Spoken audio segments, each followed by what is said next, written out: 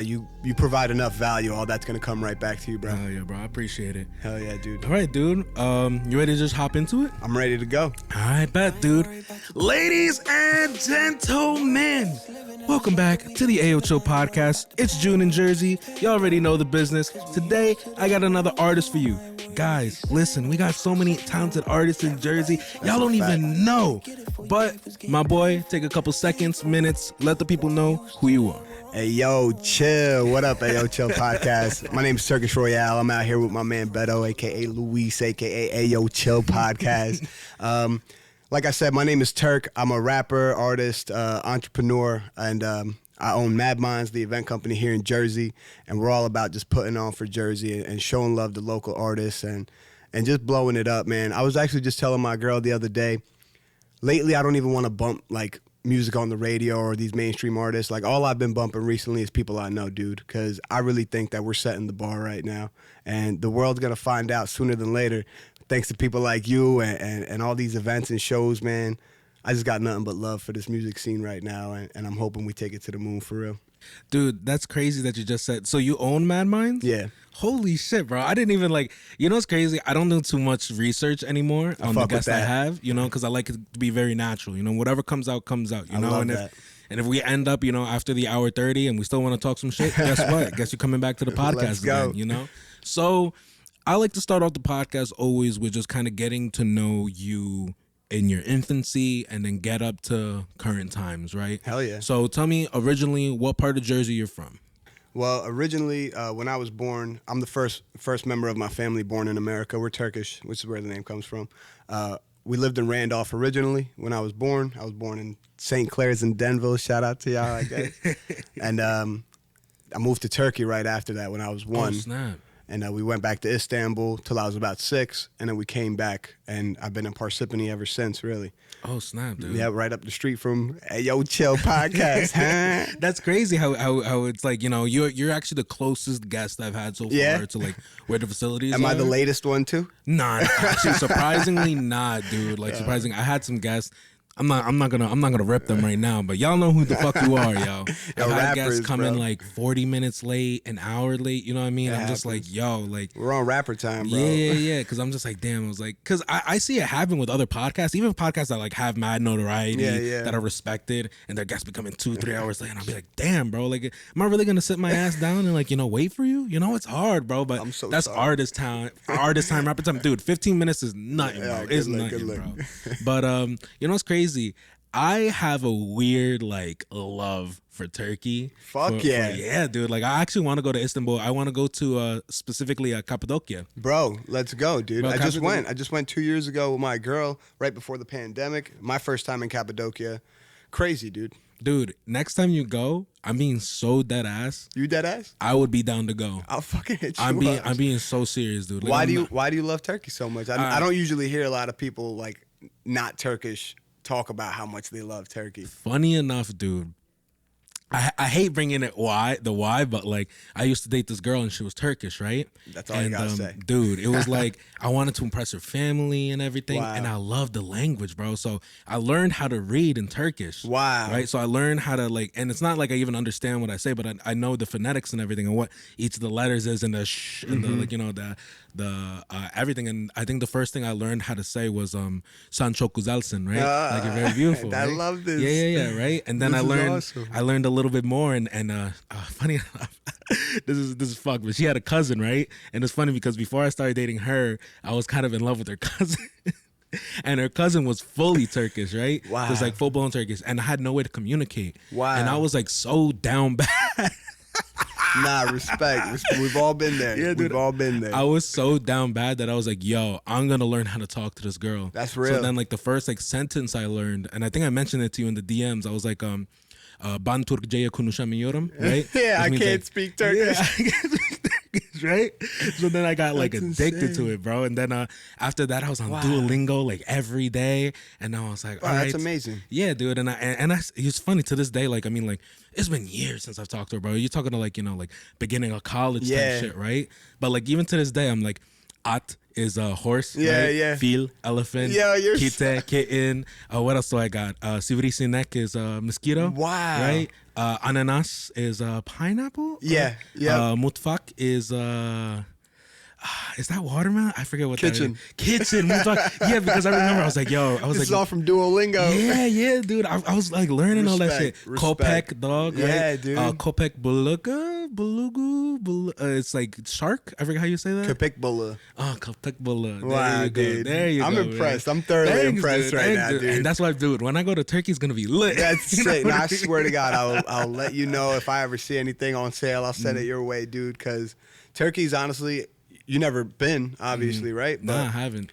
Probably one of the most beautiful countries in the whole world, dude. And it's just like, just Istanbul alone. You're in Istanbul and so much history and like, you're right by the ocean, the sea with the Bosphorus there, and you got so many different things going on at once. Like you'll see the Hagia Sophia, like ancient Ottoman, and then you'll see ancient Roman structures, and you'll see like all within this little city, and everything is just booming, and it's just amazing. I want to go back so bad. And like last time I went, we went to, when you're Turkish, your family kind of has like a village, they call it. So you live in Istanbul, but they'll ask you like, where are you from? That means like, what village are you from?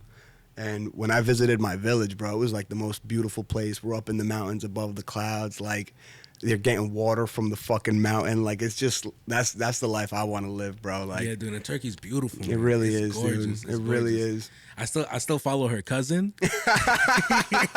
I still follow her cousin, and she be posting those stories, dude. Yo, that's amazing. And she live like a goddess, bro. I love that, up, bro. The pools.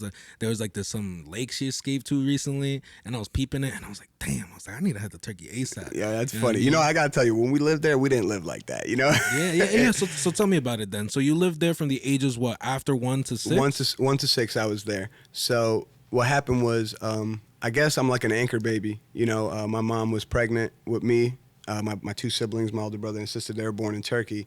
And then when I was born, mad later, 8, 9 years later, they, I guess, wanted the American citizenship. So they came here and gave birth to me here, you know. So, but then we went back. My pop stayed in America. So from 1 to 6, my dad would visit like once a year with all these American gifts. So I thought we were the shit back in Turkey.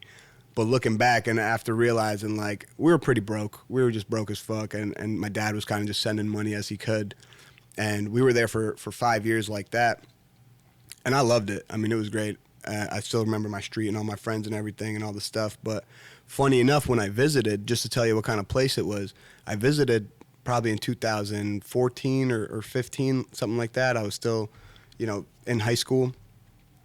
And I'm on my old street with my old friends, and I'm pointing at a spot where we were hanging out back in the day. I just point, and a little kid is riding his bike where I'm in the direction in which I'm pointing. He must have been 7 or 8 years old. And he came up to me because I pointed with a knife, and he pulled out his knife and put it to my neck on my old street where I'm living with my boys that still live there. And he's like, who the fuck you pointing at? And my boys are like, whoa, relax. I'm like, yo, what the fuck is going on? This kid is like this big, bro. And gets off his bike like some gangster and pulls out a knife to me. And I'm like, is this where the fuck, like, I grew up right here? And apparently that was it, My brother tells me all these stories, and it's crazy to think that, but it was amazing, dude. And my grandma was right there. All of our family and friends were right there. It's very different than from here, Like in Turkey, you need to go to the store. Your mom throws a basket over the balcony with money in it. You grab the money, you run to the store, you come back, put the milk in the basket. She ropes it up to the 4th floor, Over here, it's very different. It's kind of like Brooklyn in Turkey, like just visually, like bars on windows, and I think Puerto Rico and shit is similar, and all these other countries, like third world countries, and America is the only spot you don't got bars on your windows and your doors. So I'm grateful, we take what we get. For sure. So what ended up making the move then, like when you were around 6 to come back to the United States? So like was your dad... I think what happened is we got kicked out of our crib. Oh, I think we got kicked out of where we were staying. There was a whole bunch of family turmoil going on, and then we had to come here with my dad, and then, we moved here. At first, we stayed in some dude's attic in Mountain Lakes for like less than a year. Damn. And he lived in a mansion. So again, I to this point, I thought we were lit, bro. I thought we were balling. I'm the youngest kid in the family. They're hiding everything. I'm like, man, my dad's American. We're pulling up. We're loaded. Now we're in a mansion in the attic. I'm like, yo, in the attic, we didn't even have like a kitchen though. So I remember my mom had this little electric stove. She was making like food on like a little tiny stove. And like, I remember this mini fridge and the cereal we were eating. And I was like, yo, for people who got it lit, yo, like we're not doing too hot, you know? So yeah, we were in that guy's attic for a little bit, and then we ended up moving into this apartment, Tivoli Gardens right here in Parsippany. And it was a wrap ever since, dude. I've been there, I mean, right now, I'm 26. I've been there for 19, maybe 20 years. And I just, what I've been working on is I just purchased some property. So I've been rapping about getting my mom a crib since the first rap I ever wrote when I was 14. And I'm fucking finally doing it, dude. And it feels surreal. It's the most stressful shit I've ever been through, and it's like fucking aggravating as all hell. And it's taking like every ounce of my energy to stay committed to the plan. But we're going. We're not stopping. Dude, so congratulations, bro. I mean, that's a huge thing, bro. That's a huge thing. Thank you, bro. It hasn't hit yet. It hasn't hit yet, but once we move into that bitch, I know it's gonna hit, bro. Hell yeah. You know what's funny? I could relate a lot to what you were saying. You know, when you're first coming here to the United States, and you know you're thinking like everything's lit, Yeah. right? You know, I was my parents as well. They're first generation immigrants, right? And it was funny when we were little, you know, the struggle of an immigrant coming to this country, learning a new language, you know, and then also trying to be as much surrounded by like, you know, your people, you know what I mean? Yeah. Because there's a huge Turkish community in Jersey. I know.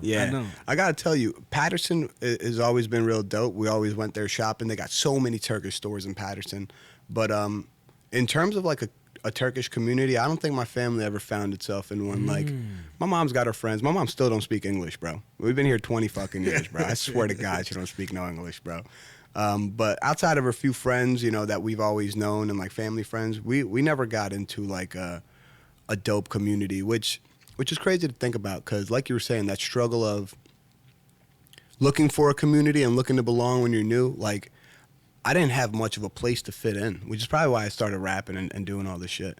Because I'm like hella weird, hella different from everybody. Everybody's like white, black, Spanish. I'm none of those things. You know, maybe physically I'm some of those things, but it's like my name is weird as fuck. My real name is Orhun. You know, you're telling people, yo, I'm Orhun. They're like Mike or Steve or fucking something else. And then I can't speak their language. So all my friends ended up being like also immigrants that were just like me, you know, straggling along. So it was all in Tivoli and Parsippany, a lot of Indians.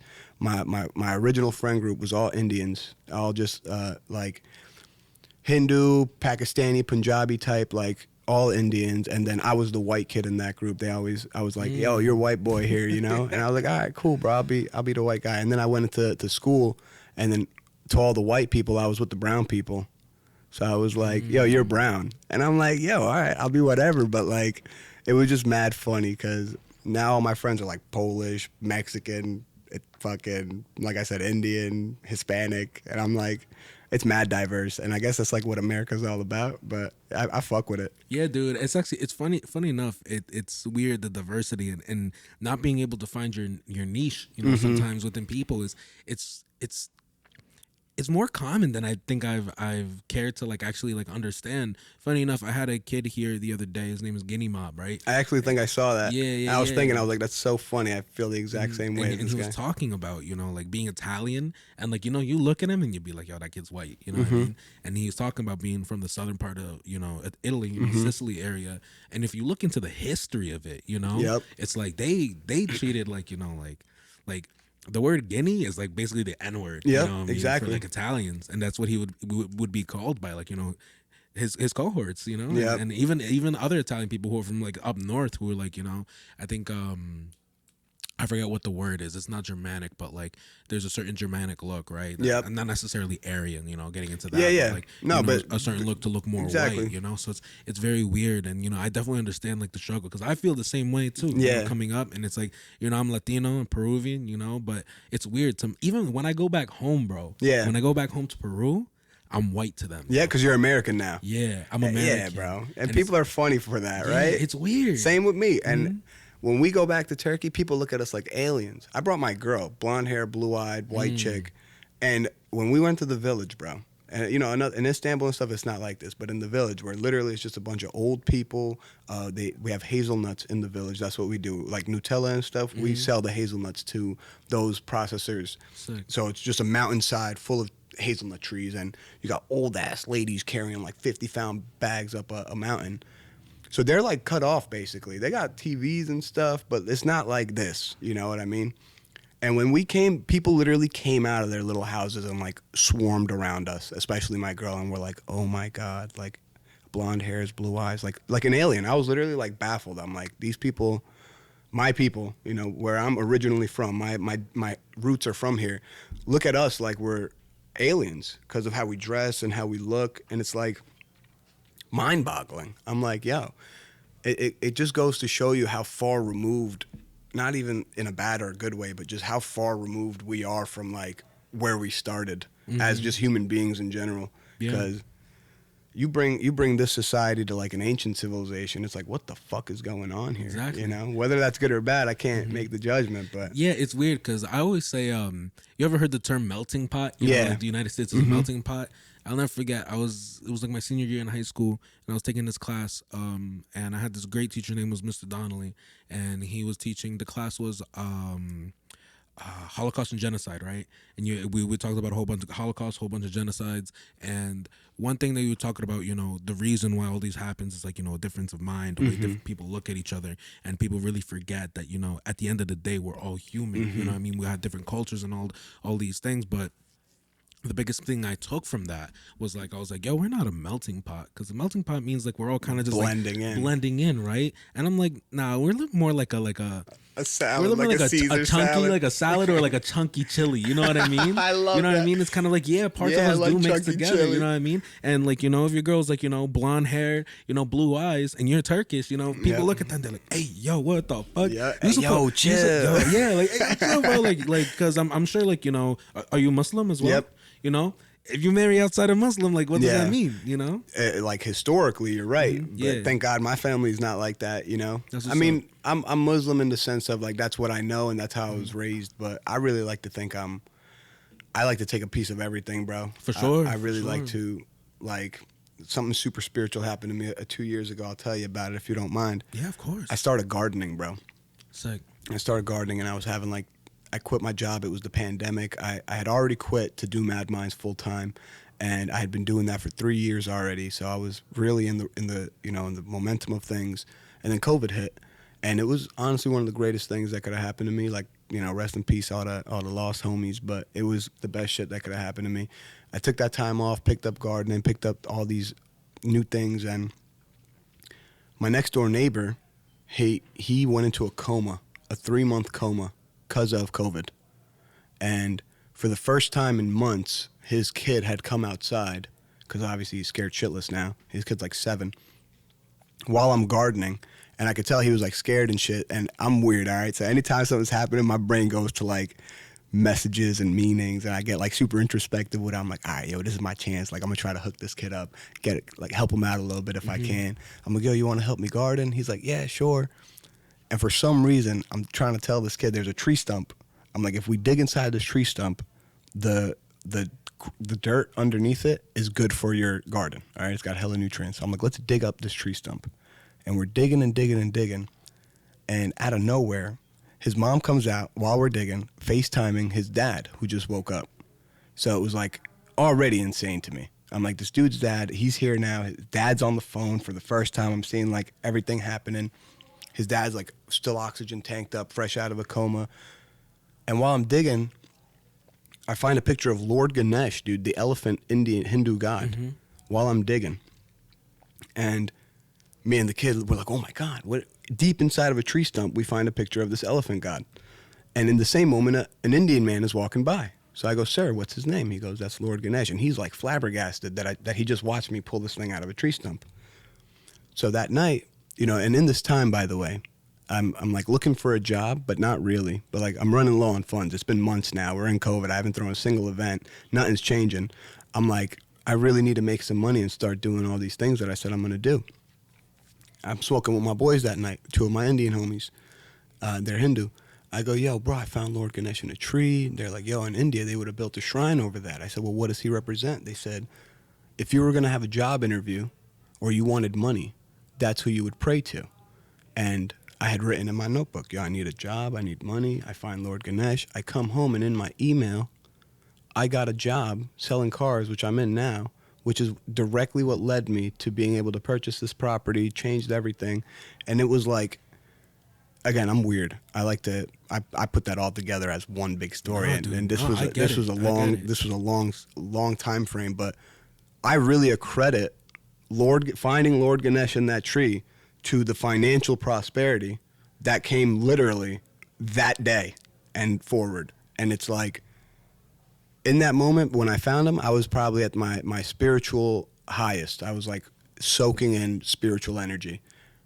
Since then, I've been at my financial highest, but I need to go back to that other spiritual side, because it's like, you know, it's almost like be careful what you wish for, right? I asked for money and these material things and prosperity in that regard, and I got it, but it's taken a huge toll on my time, energy, vibrations. It's like I almost had to trade that off for the financial gains, and there's got to be a balance, and that's where I'm at right now. Is like I'm really stepping back into that other foot, kind of easing off the money a little bit. I'm like, yo, I don't really.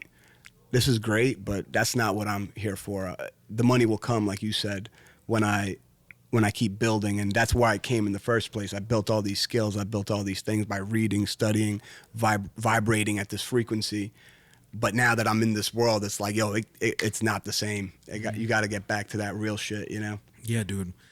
Wow, thank you for sharing that, number one. Because I'm actually very spiritual myself. I'm very everything happens for a reason. Exactly. Life is about balance. Exactly. You know, finding that balance within what you want and how to do it. You know, and sometimes you know life requires a lot of sacrifice. Yep. And you know, funny enough, especially when it came to money, I saw this video the other day, and it was actually very interesting.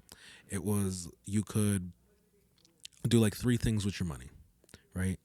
And this came from an advice from like a millionaire, right?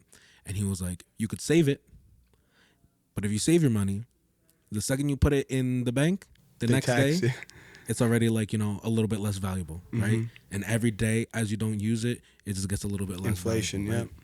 You could use it and get stuff that you enjoy, and you know, be happy with the stuff that you do, but you know, eventually you'll go broke. You'll run out of money.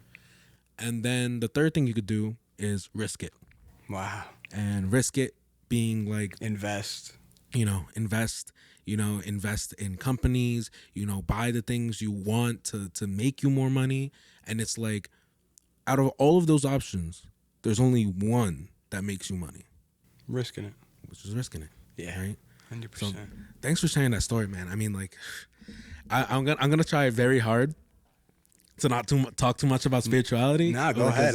That's where I'm at right now, dude. That's what I'm trying to bring back, because that's a big part of my life. And like, I gotta tell you, and I don't want to sound in any way like not humble, but I learned how to make a lot of money, you know? And if I stuck exactly what I'm doing now, if I just went harder and harder, I know for a fact I could have $1 million in the next 5 years. I know for a fact. And it's like, I don't think I could do that, because I'm gonna go crazy. Like, it's not worth it. This specific path, at least. This specific path that I'm on right now, where I'm selling cars and everything is finance minded, and I'm like and everything's just, how can I make more money? And it's like, it works. If you want more money, that's a great mindset to have. And if that's what makes you happy, then you got no issues. You know, you got full speed ahead, buddy. But I'm finding that, like, the money, of course, having the money makes me happy. I got money, great, I'm happy. But the sacrifice that you're talking about, it's like, what am I exchanging for this money, you know? And would I rather exchange some of this money for some spiritual peace or some freedom of some sort, you know? And they say, like, oh, money will get you more freedom. And it's like, in what sense? Like, to get more things, you know? Like, I was thinking about this today. I don't know why, because I'm a weirdo, but I'm thinking about it. And you know how like athletes, if they say something, they get fined? Yeah. I'm thinking about if I was an athlete making millions of dollars a year, I wouldn't be the type of dude to go get Lamborghinis and shit. I would literally, what I would love to do is say whatever the fuck I want and pay those fines. And they'd be like, bro, why don't you have a Ferrari? You still got your bitch-ass Subaru Forester. You look like a lesbian. I'm like, bro, I'm cooling in my Forester, bro. You know, it's Pride Month, baby. Let's go. Hell yeah. But you know what? You guys are spending your money on things you want.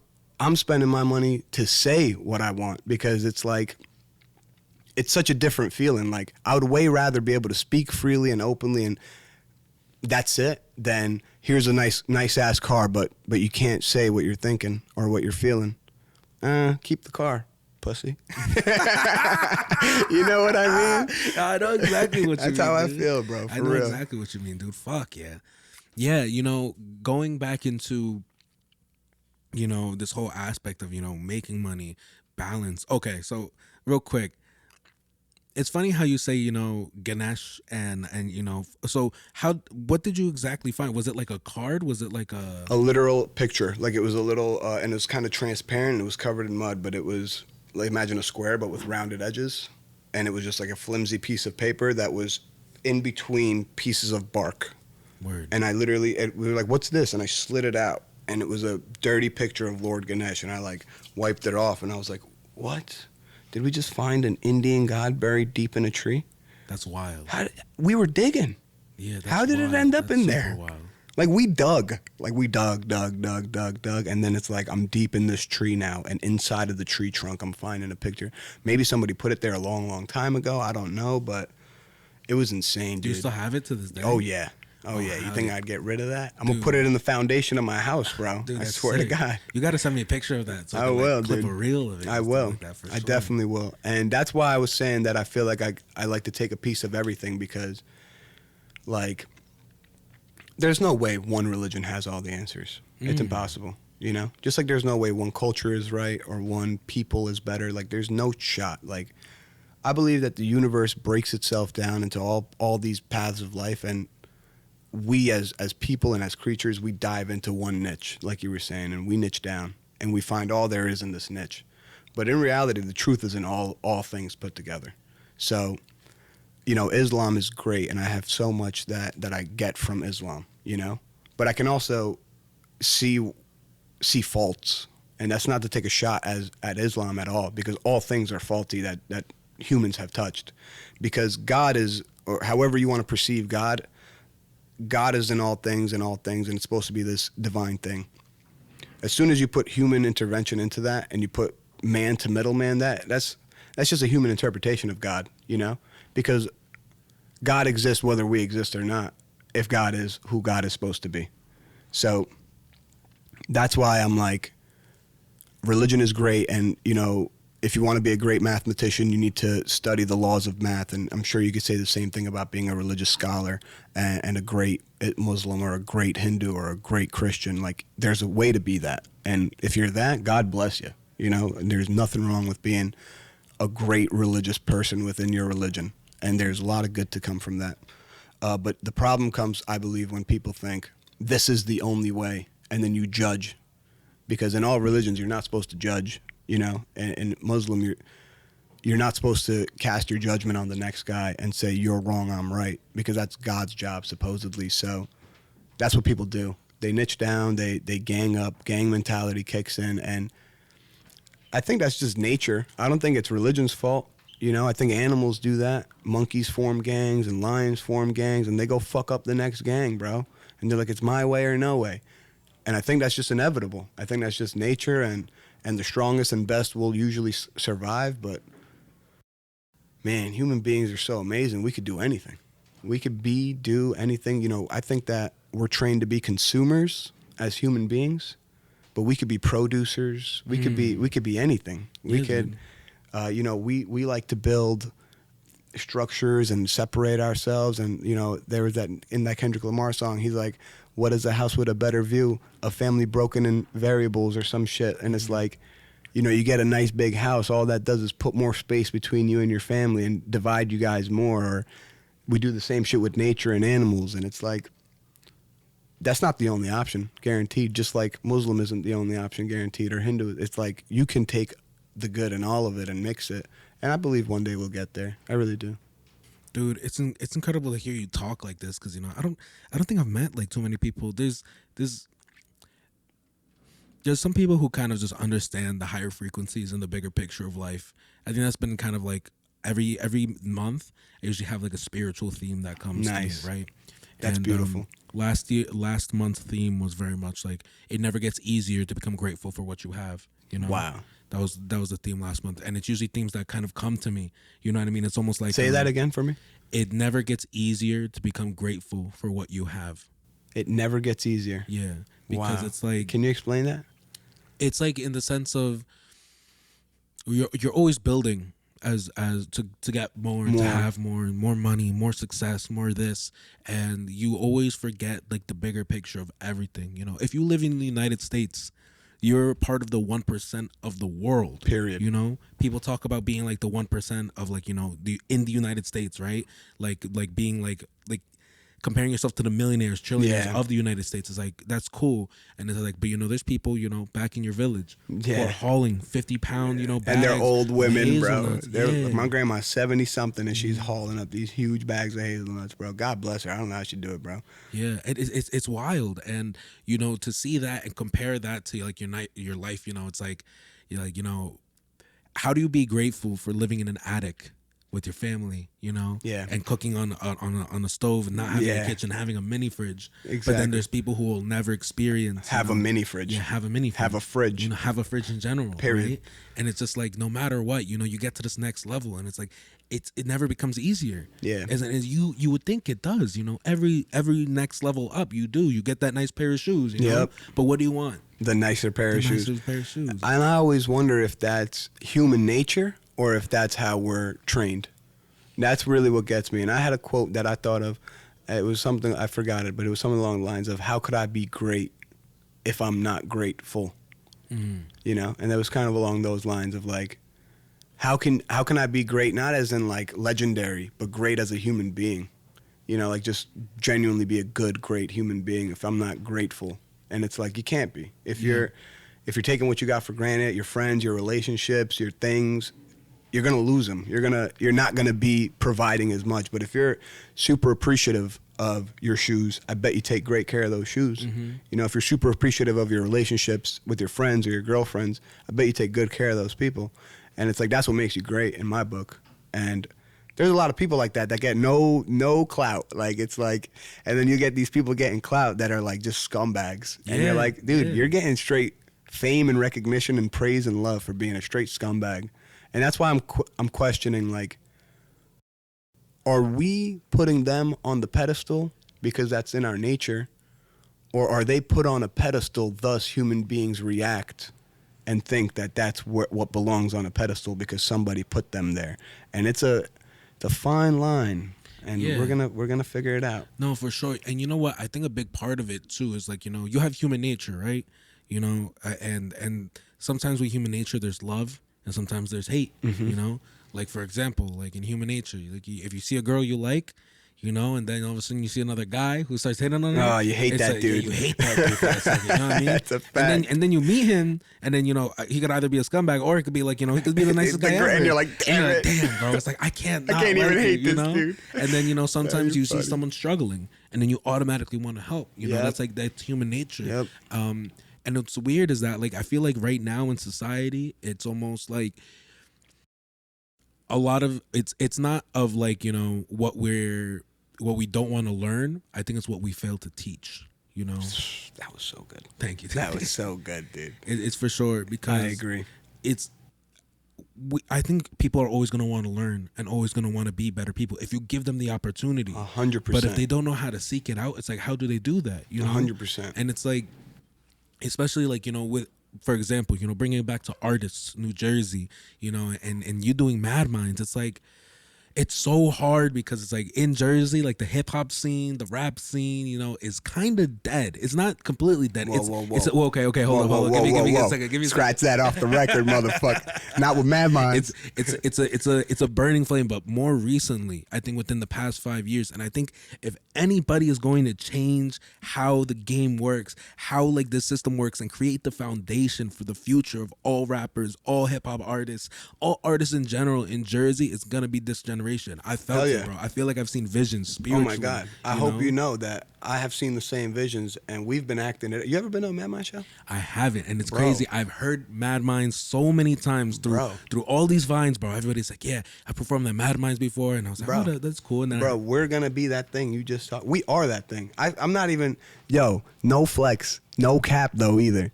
We are that thing, bro. And if you come to a Mad Mind show, you're going to find literally hundreds of people, all artists, all people who support. And it is nothing. It is that fire that you're talking about. And it's like, it might seem dead because I've been stressed out with life, everybody. I'm so sorry. I got all these things going on.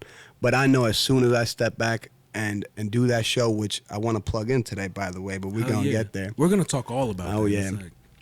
As soon as we come back, my next...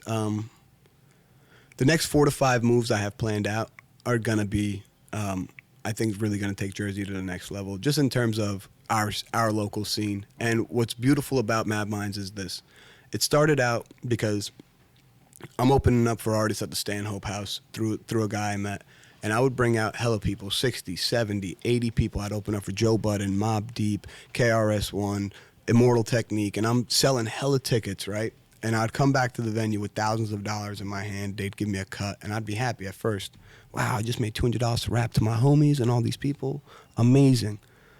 Then I started thinking, it's cheaper to rent this shit out. Like, if I rented it out myself and just brought my 80 friends, I would have actually made way more than $200. So I started doing that and putting on all my rapper homies. And at the time, my rapper homies are literally my friends that are like, we're living here, all growing up rapping.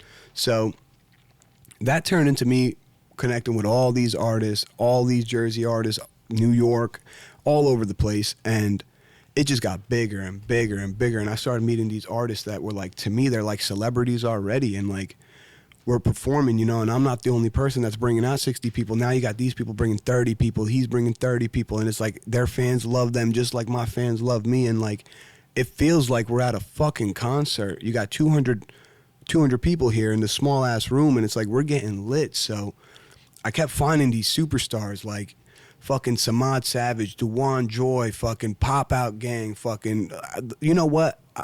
The list goes so deep like that I could list literally 40 superstar artists right now off the top of my head that I genuinely believe are superstars, like whether they know it or not, you know what I mean? And now, the last 2 shows, we had 350 people show up. Like, the place is fucking bussin'. Everybody knows everybody, and it's like you just, the energy is like, I've been to plenty of rap shows. It's like this shit in this room almost outpaces their shit, and it's a local showcase, bro. Like, I was doing showcases, 30 people in the fucking room. Oh, you want to rap? Yeah. 20 people are there, and I'm rapping. Of course, I'm grateful. Sometimes it's even better to rap to 20 people because they really get you. But I've never rapped at an event that feels like Mad Minds, where I'm like, 300 people are watching, ready to give you all their love and energy. Every artist, no matter open mic, whether you're a rock artist, you're a singer, you're a first-time performer, you're a fucking rapper, you're fucking hard as fuck talking about drugs and guns, or you're fucking talking about rainbows and sunshine, they all get the same love, the same respect, and it's like lit. And everybody leaves with a huge smile on their face, and it's like, that is what I want to build on. It's like, how I feel is, sure, the industry is happening, and I feel like everything outside of me is the industry, and you could be on the radio, you could do these showcases where you pay to play, and like, that all feels industry to me.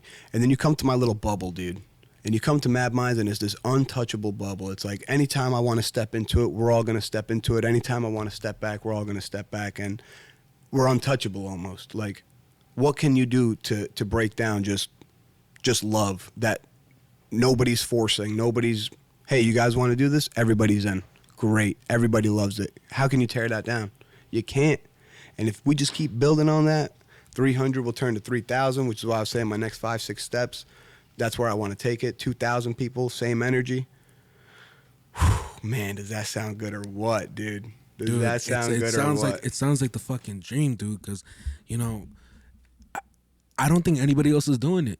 Anybody else is doing it. We're doing it. And you're doing it, you know. And it's not just me, though. I can't take credit for it. It's not just me. It's like all the artists, you know, the ones that, just like you said, you had those visions. They all came. They all saw the vision. Now they feel like my brothers, you know. All these artists, not just artists, but my DJ, Droovy, my drummer, my boys, my co-hosts, and now where I find myself is all the other showcases that go on that I know, that I've been a part of, or that I know as like just watching from the outside. We all have been connecting a little bit now, and you know, I feel like as soon as I step into that role, like I said, dude, I'm really, really trying to finish this house shit. Like, I got this job, I got to stay in it. I can't quit right now. Like, too many things going on, too many like grown-up bullshit stuff that I fucking despise for the sake of living in a house. Like, you know, I gotta tell you guys something. I want the house. I love the house. I want it so bad. But the more I think about it and everything that comes with it, the less I wonder. I'm like, yo, how important is a house? You know? Yeah, you start. Actually, you know, it's funny. This is a conversation I was having with my dad before, because we always talk about, like, you know, people usually buy a big ass house when they got money, and it's like, all right, you buy a big ass house, that's cool. Who's sweeping the floors? Who's mowing the lawn? Yo, you know it's gonna be me, big dog. And it's like, you know, we immigrants, and it's not for nothing, bro. Like, bro. It's not that I'm not afraid to spend the dollar, but it's also like we have to work hard as hell for that dollar, bro. You know? It's like, why am I gonna pay someone to mow my lawn when I could just buy a lawnmower and do it myself? You know what I mean? But then when you come to doing everything else, you know, why am I gonna pay someone to clean my house? You know, my mom's gonna be looking at me and she's gonna be like, yo. You know what's even worse than that? Because you're talking about paying people for their services, which is already like, why would I do that when I can do it? And I feel that to the max, trust me. What's even worse, I'm doing all the math. I'm a big numbers guy. I'm getting this crib. I'm doing the math, right? You get a mortgage. You get, say the mortgage is $350. And then you got to pay property taxes and interest. And I'm doing the math, right? So let's say that your everything put together is $3,000 a month, okay? Do you know how much of that goes to your actual loan? I'm borrowing $350,000. I'm paying $3,000 a month. Guess how much of that $3,000 goes to your loan? I don't know, maybe like 1,000? Bro, like $400, dude. So at the end of the year, you spent like $36,000, $40,000, and your loan went down like $5,000. That's wild, dude. Your loan, you spent $30,000. Nah, sorry, you still owe $345,000. But I just spent $40,000. Nah, but that was taxes, interest, and then you paid a little bit of your principal. And I'm like, what the fuck? I'd rather pay somebody to sweep my floors in my apartment. Yeah, dude, it's fucking wild. It's like, what am I paying? And the more you're in it, the more you realize, like, that's why it's the rat race. Like, I'm finding myself right now, like, I don't want to work where I'm working. I want to do what you did. And I did it before, so I know what it's like. I know what it's like to quit, hustle, grind, build a business, start from the bottom, make money, get out of it. But it's way easier to do that when you don't got a fucking mortgage lumping over your head, when you don't got banks trying to qualify you and say you need 2 years of work history and all your tax records and all your income statements, and like, well, dude, I'm just trying to fucking rap and throw rap shows, bro, and like enjoy my life. And no one understands that. And it's like, now it's almost like, I know we're going to be good. Like, I know what we're capable of, but like that sacrifice is, I chose to carry the burden of this task, you know, and it's like, I'd never been through it completely, so I don't know how long that burden lasts. I don't know how long I'm gonna have to carry this weight. Is it 30 years? Is that because that's how long my mortgage is? Like, is that what ends up happening now? How do you expect, most people buy a house after 30 anyway. You know, I'm lucky enough to be in the position I am, and I guess I could be grateful, but imagine I was 35 buying a house, 30-year mortgage. I literally have to work till I'm 65. They call it the fucking rat race for a reason. You can't get out. You can't get out. I'm gonna get out. You gonna get out. I appreciate that. We gonna get out because, you know, there's a way. We're smart enough. We're creative enough. We're gonna find the way. But if you don't be careful, like if I don't be careful in my next few steps before I start focusing on Mad Minds and shit, which is why I haven't really. Like, my heart is there. I hear echoes in the universe and all across the world are like, when are you doing the next Mad Minds event, Turk? I'm like, yo, it's coming, B. But my next few steps, I got to be super cautious because you never know if one decision gets you caught up. for 10 years. And you're like, damn, did 10 years just blow by?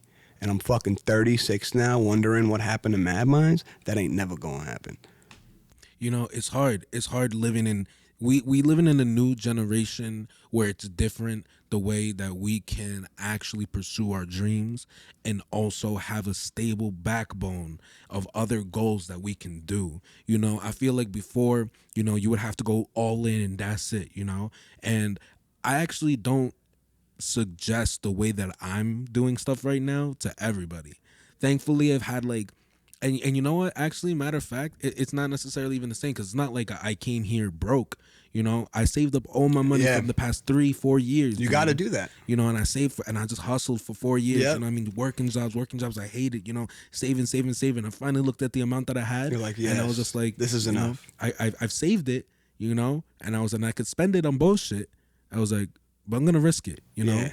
And it's like without setting that backbone, it's impossible. And then especially, you know, that's setting up a scene, right? I've set myself up. But then imagine the people like, you know, like you who like, you know, they want to do what they love, but then they also have this that they need to take care of. Yep. And that's not easy. You know, I was actually, funny enough, Lupe, when I had her on in her podcast, we were specifically talking about, you know, she was like, I graduated college.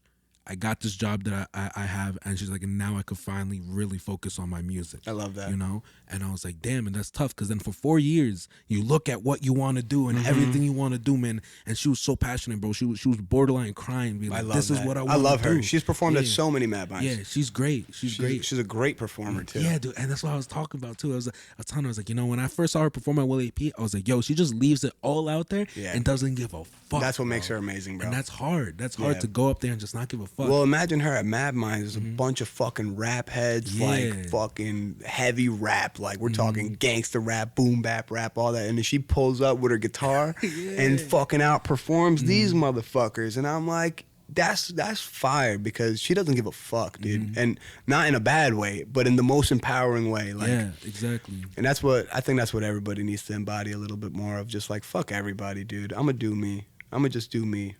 So talk to me about, I'm interested. Talk to me about the beginnings of when you started your rapping, your music, and how this led into Mad Minds. Hell yeah. What's the origin? Hell yeah. I think that I come from, like, my brother's super creative. He was always drawing. He was a sick artist, and you know, we always had like guitars and pianos and shit, but we were never like musically gifted in any way. But I would write a lot, because that's what I found myself really drawn to. I would write stories. I would write like fiction. Like, I remember I'd storytell at lunch in elementary school. I'd make scary stories up, and all my boys would watch, and I started like writing them out. And I remember, for some reason, this is the memory that's coming up to me right now when you ask this question, is I remember listening to a lot of Linkin Park growing up. Like, I love Linkin Park to this day. Like, love fucking Linkin Park. Linkin Park's sick. Yeah, dude, I fucking love them. And I remember there was this thing on Google, like, I'm, you know, pretty young, so I'm just on the internet doing like these stupid Quizlets. They'd be like, what animal are you? You know, or like, what Linkin Park song are you? Yeah. So I'm doing these fucking stupid ass quizzes, and it would give you like almost like a poem relating to the song, the Linkin Park song. And it was almost like about the song. It almost took the lyrics, but it wasn't, you know? And I would mix them together, the different poems, in my own little ways, and I'd go show my sister or my brother, and they'd be like, holy shit, like, that's really fucking good. And I'd be like, word, that's awesome that you think that. So that would kind of encourage me. And then I was probably 14 or 15, and my brother had moved out to Ohio and shit, and you know, my brother was always a crazy motherfucker too, so we got hella stories about that if we ever were going to get into that. But I would rap. I would write these songs. I wrote my first rap. It was about being a superhero. I'm probably 14. And like the hook was like, I'm a superhero, you know, like some shit like that. And when I showed it to him, because he had visited, and my big brother was like my idol at the time. When I showed it to him, he's the most supportive dude in the world to this day. You do anything, he's just going to encourage the fuck out of you. Like, if you told him what you did, he'd be like, oh, fuck yeah, dude, fuck your job, go hard, you know? So that's kind of what he did to me when I showed him my rap. He was like, this is fucking incredible. Like, you got to do this. So I would just fucking keep writing. I was 14 years old just writing, and I would write about, like, at first it was just like stupid bullshit because I'm trying to just rap. But then it got like a diary, you know? We had hella problems in the crib. So like my mom and dad were beefing, my brother and my dad are beefing, everybody's beefing. Shit is terrible. And I'm just writing. So while there's like a storm going on in the living room, I'm just like fucking writing raps about these storms going on. And it became super introspective and like super meditative. And I learned so much about just life by writing these songs. And, you know, reflecting on it now, it's actually pretty crazy to think about because I didn't know what I knew before I wrote it down. Does that make sense? Mm-hmm. Like, the information is inside of me, and I don't know until I put myself in front of my computer and I start typing this song. And now I'm like almost coaching myself through the turmoil. And I would bump a lot of Eminem at first, and then it became a lot of J. Cole. I would accredit J. Cole to be one of my biggest inspirations of all time because everything he rapped about, I related to. A lot of his songs were like, I almost felt like it was a first person narration of J. Cole explaining my life to me. And he would kind of big bro me through these songs. And that's kind of what I wanted my music to do, you know? So I kept kind of writing in that therapeutic way. And at first, dude, I'm sure I sucked. I know I sucked, man. I can go back to my old shit. It's garbage. And people would make fun of me for it, you know? But that was all right because that was nothing that we weren't used to at the time because it's like I'm a fucking weirdo. Like I told you, I never really, outside of my homies that were my homies, who obviously you pick on your homies anyway, but you got love for them anyway. But outside of that, people would just shit on it. And that never stopped me at all because, like I said, it was more for me than for anybody else. And I got pretty good. I got pretty fucking good. And my boy introduced me to the studio, and I recorded my first song in the studio. It was called Crazy. And to this day, it's one of my best songs ever. I was 17 or 18 when I recorded it. And even listening back to it now, you know, it was some of the fucking wisest, deepest shit I ever said. And it was like, when I recorded those few songs at that studio, people finally started to kind of fucking listen and take it seriously. And throughout this time, all this time in high school, I was selling weed and shit because I thought that's how I was going to make friends, smoking weed, selling weed. And I got in with all the kids that I wanted to be friends with. Like it was magical how that worked because it's almost corny to not smoke weed. It's almost corny to not go drink, you know? And I was the corny dude. I still am the corny dude. Look at me. But but that's what I chose at the moment to fill that. I was like, man, dude, all my friends, my real friends, would go and hang out with these new friends that don't fuck with me because I don't do these things. And at the time, I was almost too naive to even know why they weren't hanging out with me. But it was because, like, you don't smoke, you don't drink, really. You're a little-ass kid. We're all the same age, but to them, it's like, yeah, just keep them over there. Like, we're going to go do this bad shit. Don't bring them involved, you know? But then I was like, nah, I'm going to be involved, bro. So I started smoking, I started trapping, I started doing all that shit. Made hella friends, hella everybody. Next thing you know, I know everybody all of a sudden. And, like, it's so crazy how it all worked out because as my music got better, all this stuff happened, and then I finally dropped some heat. So all these people didn't even know I sucked before. You know what I mean? Yeah. I dropped some heat, and then I start opening up for, like, fucking, the first person I opened up for was Wax. You probably don't even know Wax. I do not know Wax. Wax was a YouTube artist that I followed. Him, Dumbfounded. Do you know Dumbfounded? No. Dumbfounded. Funny story about that, but him and then Breezy Lovejoy. You probably don't know Breezy Lovejoy, but watch this. Breezy Lovejoy became Anderson .Paak. Oh, shit. How crazy is that? That's wild. And Dumbfounded had a Hotbox podcast where he would hotbox and interview artists. Breezy Lovejoy was his first appearance because they were best friends. And then he had Doja Cat and stuff on there and everything before they all blew up. That's wild. And I would be watching these guys, and Wax was one of their boys, and I saw Wax performing at Stanhope House. And to me, I'm a fucking rap nerd. I'm like, I gotta go. I open up. I sold like 40, 50 tickets for myself because I know all these people because I sell weed to them. So I'd be like, y'all smoke you up, pull up, come on. You know what I'm saying? And then now all these people are coming. And then the next show, I got fucking Joe Budden. I'm like, yo, I'm opening up for Joe Budden. I know all these people. I sold all them weed. Let me sell them tickets. They're all buying tickets. They're coming. And I'm telling you, bro, at one point I'm selling like 90 tickets for Mobb Deep. I'm like, dude, each ticket's like $40. 90 times 40, do the math. I got like racks in my hand, and I'm like giving them the racks at the Stanhope house, and they're giving me back $300. And at first I'm like, this is amazing. And I go, yo, how much is it to rent this place out? He's like, yo, $1,500. I'm like, what? I would have just made fucking $2,000, you know? So that was literally, that moment was the shifting point, and that was the beginning of Mad Minds. And the way I came up with the name is my brother had drawn on our little white cabinet when we were kids. We had a dresser. He drew this guy holding up the world like Atlas, and inside the world it said Mad Minds, and it was like a bunch of trippy shit going on. And I always kept that door. I literally unscrewed it when we threw out the cabinet. I was like, this drawing is fucking sick, you know? And I kept it. And one day me and my boys are chilling. What are we going to call this event? And I look over, because I got it like a decoration. I'm like, Mad Minds, bro. And that was the birth of that. So that kind of took me away from the music a little bit, though, you know?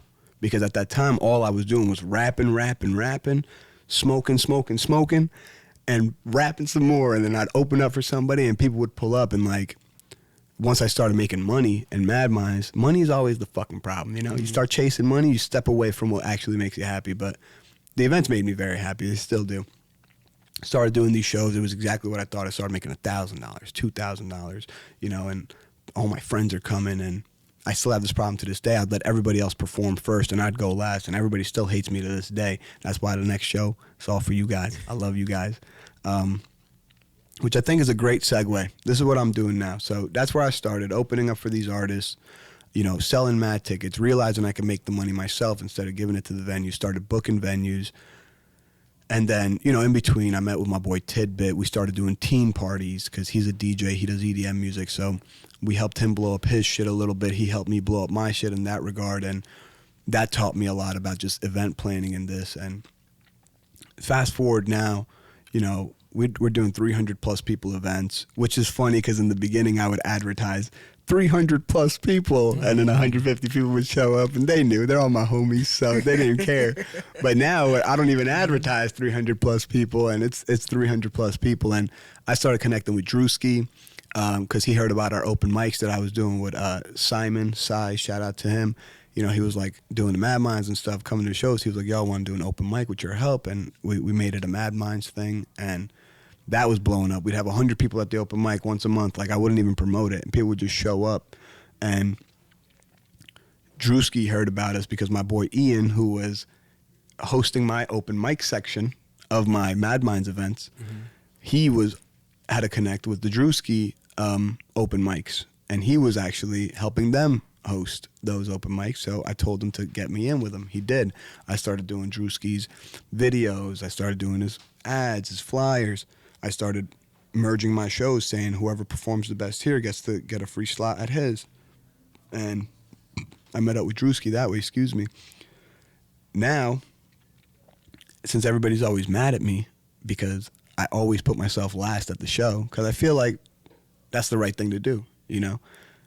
Obviously, it's my show and everybody's here because I put them here, but I remember when I was the artist, what being on that stage feels like when everybody's there. And I know what it feels like to get pushed to the back.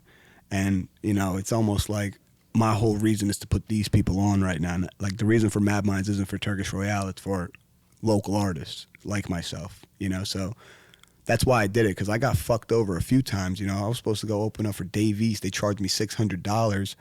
And, like, they saw him, some little white boy. They just put me in the beginning of the show like nobody was there. They cut my time in half. Some dude was like, yeah, there's going to be 2,000 people at this show. Come pay me $300. You can perform. I paid. There was like 300 people there. And, like, it was a fucking, like, a teen party that nobody here cares about conscious rap music. So I'm like, I just got fucked again. They cut my set time too. And it's like all these people are just scheming artists. Like, there's a whole industry to scheme upcoming artists because they have dreams and aspirations, and you could just tell them, yo, give me money, I'll put you on, and they'll give you money, and then you just won't do shit, you know? So I had to get rid of that. But now I'm working on this album. I got hella new music coming out, and trying to juggle it all at the same time is almost, you know, working in my favor in the sense that maybe it's taking away from my time and energy to write the music, but man, is it giving me the content. So when I fucking write it and when I speak now, I got so much to get off my chest. And I'm gonna do a show in between my album release and now. I'm gonna do one more show in between, so that my next show will be a Mad Minds takeover. I'm actually in the process of planning it right now. I don't have a date set yet, but we're about to release that.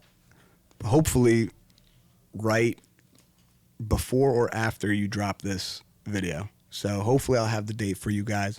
But here's your little snippet right here. Mad Minds takeover coming soon, motherfuckers. Y'all better be there, huh?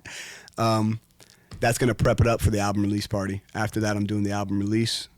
And then after that, those 5 steps after that, that's when we're gonna blow it up. We're gonna start getting headlining artists, bigger venues, connecting all the collaboratives and the collectives, and just fucking, hopefully we blow it up within a year. I think within a year's time, we go to 1,000 people minimum at a show.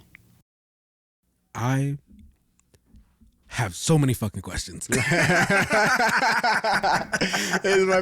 I just rambled for fucking 20 minutes. No, bro, it's beautiful. That's why we're here, man. That's why we're Let's go, fucking dude. here. Oh, where do I start, dude? Fuck me. All right, cool. I want to get this out of the way because this it's always fun to drop names and shit.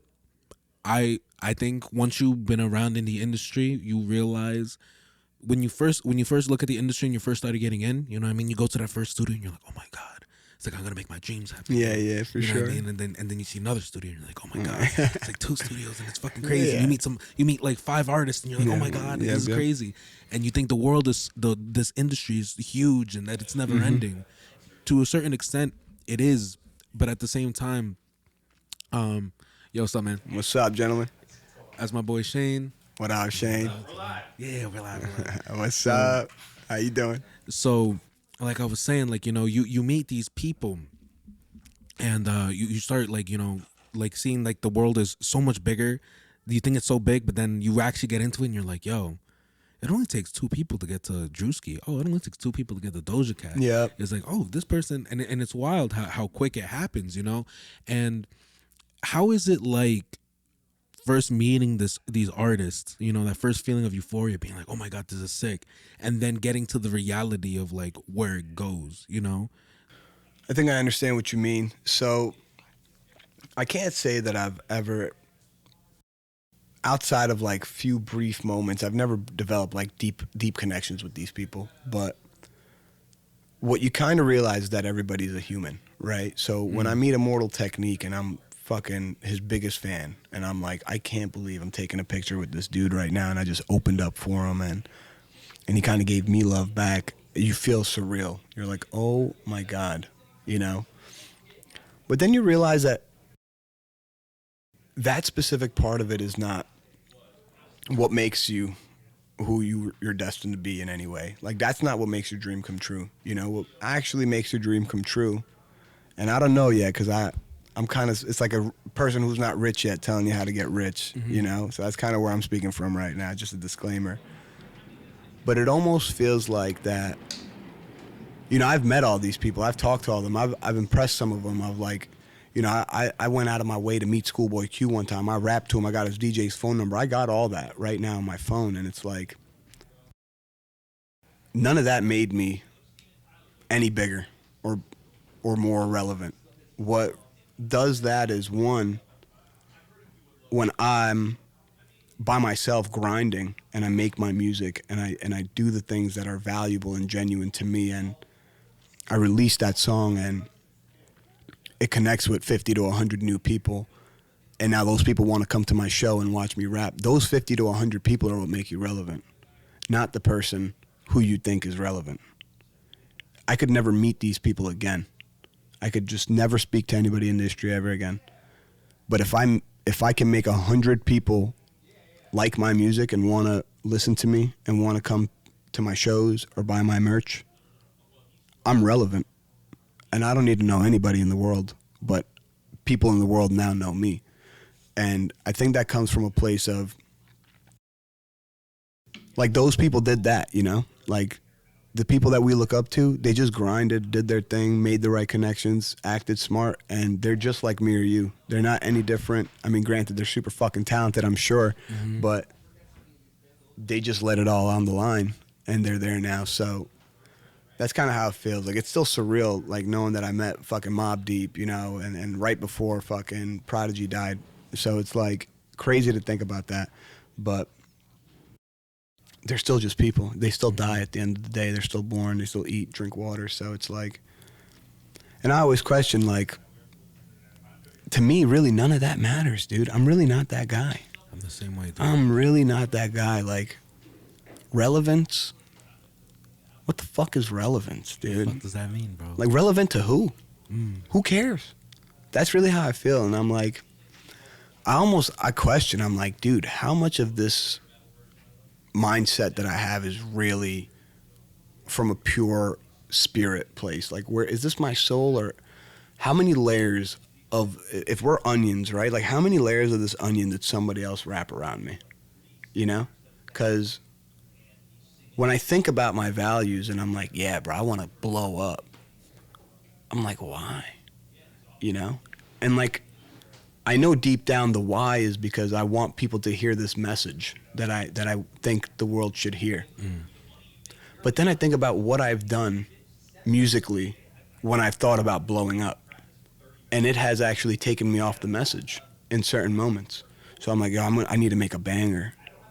And I make a banger and it's like, wait a minute, that's not what the message is. So if this song blew up right now, I just blew up, but my message wasn't out there. And I guess people say, well, now you have the platform. Well, now my platform is built on people that want to listen to this, you know? And it's like, I always have that debate in my head, like the house, you know, I want a house. Like, why? Why do you want a house? Like, we don't have nomads anymore, you know? But nomads they're people too. They're happy too, you know? And you could be a nomad. You could fucking not own anything and travel around, you and your dog and your camel or whatever the fuck you got. Or you can have a car today and that's your camel, you know? And like, there you go, dude. And we can't do that. You can't do that. You got to pay insurance. You got to pay taxes. You got to pay everything. So I don't know where the fine line between that is, but I'm looking for it. I'm looking for it for sure. And that's the message, like, Bob Marley, you know, that's what he's about. That's why he is who he is because, I mean, look, he was grinding. Yeah. He was grinding. He was putting in the hours and the work. So I'm sure he felt the same turmoil, but he always made sure his values were there and his music always represented his values. And yeah, he wanted to be the greatest musically, but I don't think he ever set out to impress anybody, you know, and that's what impressed everybody. And I would rather be that type of artist, or like J. Cole, who goes out of his way to dress like a bum. You know what I mean? Straight up. Like, he goes, I normally do the same thing. I was debating wearing flip-flops today. And I was like, I can't pull up on my boy first time and wear flip-flops. But that's me, dude. I had to change and shit. But you see me on the streets, my hair's fucked up. I'm wearing my mom's slippers. Like, I don't give a shit, dude. I drive my Subaru Forester and everybody's like, yo, bro, get a better car. I'm like, no, dude. Like, I don't give a fuck about a car. I don't give a fuck about shoes. I don't give a shit. I really don't. None of it means anything to me.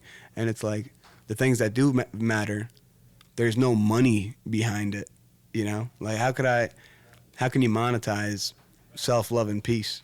Yeah. You can't. You can't. You can monetize desire. You can make somebody uncomfortable with what they got now and tell them they need more. And then all of a sudden you got a bunch of people that aren't grateful. Like you were saying, it gets harder and harder to be grateful because you always want more and more. But that's what I was asking you before. Like, is that in us or is that what we're told? I'm sure it's both. I'm sure, because I know I want more out of life. I know I want more, but what's more? You know, more to me isn't money for money's sake. More to me is money for the sake of when the world goes to war and bombs are dropping, I'm good. You know, when everything goes to shit, me and my people, we gonna be all right. That's what I want out of life because this shit, bro, is fragile. This world is fragile, dude. And it's all facade to me, and it's a fragile facade, and people are fragile now because the world is fragile and everything is fragile. So it's like, I want to make sure that I'm fucking rock solid because when everything collapses, we got to be the ones. Because I know, like, if I left the fate of me, my family, and my future up to my family and everybody else in my family, it ain't rock solid. No offense to my family. I love them so much, but not in a bad way either. But, you know, you can only do so much with what you got, you know. I had the opportunity and the privilege that my parents gave me, well, my mom and my brother and my sister gave me, to not work as hard, to focus on my music, to focus on my shows, to not pay rent when I didn't have to pay rent, to not pay for my car when I didn't have to. Granted, the cars I paid for were all shitty, but then when my mom hooked me up with this car, it took away a huge financial burden, you know, and it's like, yeah, I help her out as much as I can financially, but they gave me so much room that they'd never had. Like, my brother never had the same room. You know, he had to work. He had to pay the bills. He had to take care of me. He had to do all this shit. My mom had to go to work, had to get us to school, had to feed us, had to clean the crib. Like, I didn't have to do that shit. So it's not their fault that they can't take us to that next level alone, at least. But they gave me the opportunity to become the person that can take us to that next level and it can shape the future. Like, I feel like I'm holding the future in my hands right now, and it sounds crazy, but it's like, that's the burden that I chose, because my family's cool as fuck. If I was like, yeah, I'm gonna live a regular life and do regular shit, they're supporting me no matter what I do, which is the privilege, you know, which is what I'm grateful for. But that's why I'm choosing, because I'm aware of all these things and the fragility and the facades and the bullshit. It's like, I try to dig deep and just understand what is real, you know? Like, yo, legacy is real. You know, your kids' kids, what you leave, what you build, that's real. Even if the world is fake, that shit is real, because we know the families that are up there, you know? We know the Rothschilds, and we know the Jay-Z and Beyoncés, and we know these people that built huge empires. Granted, their kids could fuck it all up any day as soon as they die, which is scary as fuck, because you're going to build all this shit, give it to your kid, and you don't even know who your kid is going to be, you know what I mean? But those are the things that matter, like you said, the knowledge, the information, teaching the right things and learning the right things. And, like, that's why I'm grateful for people like Kendrick Lamar and J. Cole and fucking... not just them, but like just speakers, Jim Rohn, fucking all these people that the way that they speak is able to just clear out the bullshit and just focus on the real values that are universal, you know?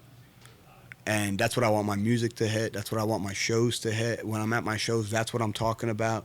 When I'm in my music, that's what I'm talking about. When I'm at work, that's what I'm talking about. When I'm here, that's what I'm talking about, because there's so much bullshit. They tell you so many things, and they put it on the TVs and on the iPhones and on the screens. You want to hear a crazy conspiracy theory? Tell me. Adam and Eve bit the apple, right? Mm-hmm. That was a good one, or what? Yeah, I like that one. That's perfect. That's actually perfect. It's all over my crib, bro. Mm-hmm. It's all over my crib, bro. And I can't get off of it. I'm scrolling on it 24/7. It's like, look, Facebook just opened up. Like, this shit... I'm a conspiracy theorist, and I'm also open-minded, because I know maybe I could be wrong. So I'm always having the debate of, is this free will? Is this by choice? Is this because, are things made because this is what we wanted, or do they make things knowing how to psychologically fuck with us? Yeah, it's weird to talk about, right? Because you got the people who are higher ups, you know what I mean? They kind of all want to control everything, and it's weird because, you know, we're on a spiritual journey right now, right? But we still very young. Yeah. Very young with so much to learn. And by the time, like, we're in our 40s, 50s, you know what I mean? We're going to be the ones, you know, dictating what the young bucks are doing, you know? That's what they say. Yeah. I don't know if I believe it. You know why I don't believe it? Why? I don't think it has to do with age. I think it has to do with a group. I think that I don't think our parents, like my parents and your parents and everybody else who we know's parents, dictate our lives in any way, shape, or form. I think they're just like us, here for the ride. And I think that there's a group of dictators. And that's funny that that's the word that just came out, because I didn't mean it like a dictatorship. I meant like to dictate. There's a group who dictates. And I be watching, there's a war going on right now, you know? And those people are fighting for power right now. And nothing we say right now, unfortunately, changes that. I could go up here and spit all the truth about all the things. I don't even get into it because I sound like a nut when I start talking about the facts. But the reason I don't talk about it is because I know that it literally won't make a difference in this moment just by knowing it. What needs to happen is there needs to be a system in place to make those changes. They say voting. That's not the system in place. When you vote, you're voting left or right, blue or red. You're voting based on the options presented to you, like you were saying earlier about wanting more or doing more. It's like you can only do what you're given. And we're not given too many options. I think what needs to happen, and somebody needs to make this happen. Maybe I'll do it if I can, but if I can't, somebody. I think we need to do a huge audit. Any public funded officials, government agencies, organizations, charities, just like a historical event where they do a cold turkey audit. Stop everything right now, today, this moment. Imagine they did that today. And said we as the people who supposedly are supposed to be in power here want to see everything we're funding. Oh, we can't do that. Why not? I thought this was our money for us. If it's for me, shouldn't I know what it is? They're not going to do that. But if they could, maybe I'll do it, bro. If all the greatest people in the world and the most influential people in the world got together and demanded it and made it on the... Imagine if that was on the news every day. Demand the audit. Demand... Oh, well, I bet you people will be marching for that. They'll get people to march, bro. That's what they do. Hashtag demand the audit. Whoa. That'd be wild, right? Let's go. Did we just start a whole fucking movement? Yo, y'all already know. Y'all heard it here. Hey, yo, chill. I think this is a good segue, though, to kind of get back into Mad Mind. Hell yeah. Because we're talking about, like, people wanting to be in power and people, controlling certain things. It's great that you kind of had that epiphany, when you were opening up for Joe Budden and they're giving you $200 and you're like, the fuck is this? You know what I mean? And it's crazy because out of all those events that you were doing, how much genuine love and support was there for artists who want to come up, and not just nitpicking the ones who are the most talented. Yeah. Because that's the problem. You know what I mean? That's really the only way to come up. And it's a cool way to come up to be if you're really talented, right? If you have natural talent and you got it. That's dope. You know what I mean? But that's not how stars are made. That's not how a community is made. Do you fuck with soccer, do you? Of course. Of course, Turkish team. Come on, you know what I mean? I know Fenerbahce. Right? Yeah, Fenerbahce, you're awesome, dude. Bro, this dude gets it. That's my guy. I know, dude. You talk about Barcelona, right? There's Barcelona A, the first team. Yep. And then what? B, C, D, E, F, right? Yep. And they're training all these little kids, right? And out of all those little kids, you probably got like around the world, even the outside, in that whole community, you maybe have like 500 to 1,000 kids at a time, right? All training to be what? Messi. Or even just a part of that 11. Yeah, of course. That just starting 11, Team A, right? Yep. Right? But out of all those players who go there, right? Maybe not all of them make it to Barcelona, but some of them make it to Real Madrid. You know what I mean? Some make it to Bayern Munich. Yeah, maybe some lower level teams. Some lower level teams, and it's like, that's how you start a community. And that's how, and some of those people will become coaches and leaders and who end up training the next Messi and training these people, Isn't it It's amazing? like in Jersey, it's like you think about it and it's like, all right, who's facilitating these artists? No, true. For real. It's true though. It's true. It's like who's making these groups where people who may not have it yet. For real. They need a place to grow and learn. For real, dude. Because it's not just Mad Minds either. Let me not say that because I mean it. Obviously, we're doing it, but I show mad love to all these other guys because there's a lot of good people out here doing good things. Like my boy Bezel, dude, Lord Bezel. What's up with you, baby? That's my guy. He got Billion Bars Club. He's a part of Indigo with Thorough and shit. They're always doing events. We got One Mic Day. There's just so many. And my boy Griffin, who DJs with me, he's always doing shows too. And we're trying. And I feel like all their platforms are amazing. They really are amazing. And when I go there, the energy is the same. And it's always love, And I feel like Mad Minds has the opportunity with these guys, with their own communities. And we've done it. Like the last show, I think that's why I was so successful because I really involved them. I had One Mic, they helped me host it. I had Bezel set up with bring his people and support that way. And I actually asked him to bring artists, and he helped me with the vendors, and he just helped me I love that dude. He's great. And on a spiritual level too, that dude is great. And that's what I'm finding is I'm not the only one, you know, and I felt like I was, but I'm meeting people that are, when me and Bezel spoke, Lord Bezel, Billion Bars Club, when we spoke, we're totally different in every which way, okay? As human beings, you look at us, you hear us speak, our backgrounds, we're completely, I'm from this country, he's from there, like it don't make no sense. How are we exactly the fucking same? You know, how is our mission statement, our beliefs, our fucking goals, how are we so coinciding? And that actually opened up my mind to so many things because it's like, I already knew that, you know, that there's people in the world just like me. And I was always thinking musically, like, you know what? I don't need to appeal to people that don't think and feel like me. I don't need to do that because I'm sure, even though I don't know them, I'm sure there's mad people who feel like me, who want to hear some shit that resonates with just me.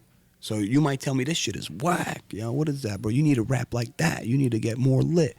Like, I didn't make a lot of bangers. I'm always like more introspective and make you want to think type shit. And people would tell me, nah, you need a banger. I made a few.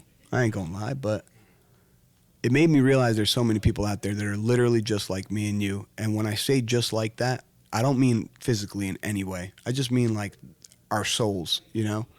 I'm meeting Lord Bezel. My dude is fucking...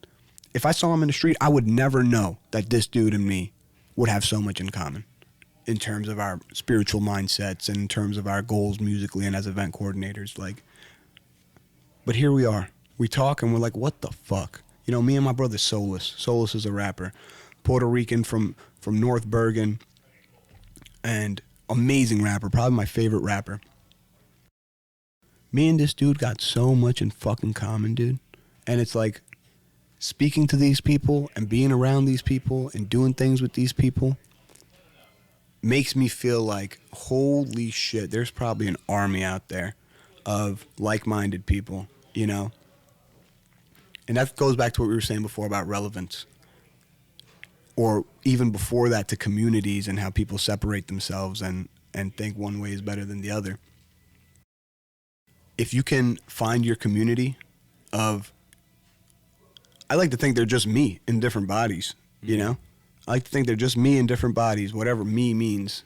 But they're just me in different bodies. If you could find those bodies, you got everything you need. You got your relevance, you got your fame, you got your whatever you're looking for is within you, and whatever is within you is in a bunch of other people, you know? And that's kind of where I'm at recently mentally, is like, whatever I'm going through doesn't really matter because that's like physical bullshit. But musically, emotionally, spiritually, a grand scale things, when I'm building an empire or trying to do things that involve massive amounts of people, I'm just trying to tap into my heart. Like, if I could tap into whatever is going on deep inside, I find it fucking resonates. And I bring people like Lord Bezel, One Mike, Dave, Solus, all these artists and all these people in this room full of people. And they all get to now vibrate at my frequency and the tone that I want to set. And whatever the music is about in that moment, or whatever the event is doing in that moment, they all leave with this certain, you know, when you leave an event and you're like buzzing, you're like, whoa, I'm high right now. I'm like, dude, I just had this sick event. We went to a concert. You're like, holy shit, you're still shaking afterwards. Yeah. That's the vibration that they set. Your body's literally tingling. It's like, holy shit, I'm overstimulated at this vibration. And whoever's throwing that show or performing in that moment is setting that frequency. It's a superpower, bro. It really is. Nikola Tesla said, if you want to understand the universe, you got to understand it in frequencies and vibrations. That's music. That's everything. That's when we speak. That's how we hear. It's everything. So it's a fucking superpower. When I watched Joey Badass perform, it made me want to be a performer because everybody's going nuts. He had a mosh pit going on. He had a mosh pit. It was Smokers Club. A Boogie was there. He was opening. He wasn't famous yet. And Schoolboy Q was there too. It was sick. Smokers Club. And I remember, I don't mosh. All right, I don't get lit. I don't dance. Like, I get lit, but like, you know, you won't really know. I'm looking at him, bro, and the look in his eyes was like he's just staring out, like with just power. Like I could just feel it. Like he looked like a Super Saiyan up there, and just like a smile on his face, content as fuck, because he's got people fucking losing their minds out there. In a good way. They're happy as fuck to do it, but like, they're jumping, screaming, smashing into each other, and I'm just like staring right at him like a little kid, and he's looking right into the crowd, super satisfied. And that's when I realized, bro, that dude's a fucking superhero. He's got a superpower. Imagine I say, run into each other, and people run into each other? What the fuck is that? Can you imagine that? It's wild. It's wild. You say, when I say this, you say that. What the fuck? They do it? It's insane. It's insane. And whatever that superpower is, I think it's way deeper than whatever I have access to now. And that's why I want the crowds, and that's why I want the mass reach, because of that superpower and what you could do with it. And I genuinely believe the people who have mastered that skill right now, or the people who put into position those superheroes, it's like The Boys. You watch The Boys on Amazon? I do not. You don't? It's like, I'm not going to give it away, but I kind of just a little bit. The Boys is about these superheroes, but they're kind of like artists signed to a label. So they're like superheroes, but they have like a corporation behind them, and they're hired, and they're like celebrities, and they do like signings and shit. And, you know, they're superheroes, but it turns out that maybe they're not superheroes. Okay, maybe they're villains. That's kind of without ruining the rest of it. That's what I think is happening with celebrities. And it's like, whether they're good people or not is irrelevant, because the corporations behind it and the people that are putting the superpowers into power, they're spreading their own frequencies. And their frequencies, I believe, are lower frequencies. And that's what they want on the radio waves. That's what they want on the TVs. That's what they want on your iPhones. That's what they want human beings at right now. That's the only reason I want the power, is to offset that. Because otherwise I wouldn't give a fuck less. But I genuinely care about people in the world and everything around it. So it's like, I could just take care of myself and just be fine. But that I feel guilty, because it's like, I almost feel like there's more that I could give and do. And I feel the same way about every single human being. I don't judge anybody who chooses to just take care of themselves and their families. God bless them. I get it.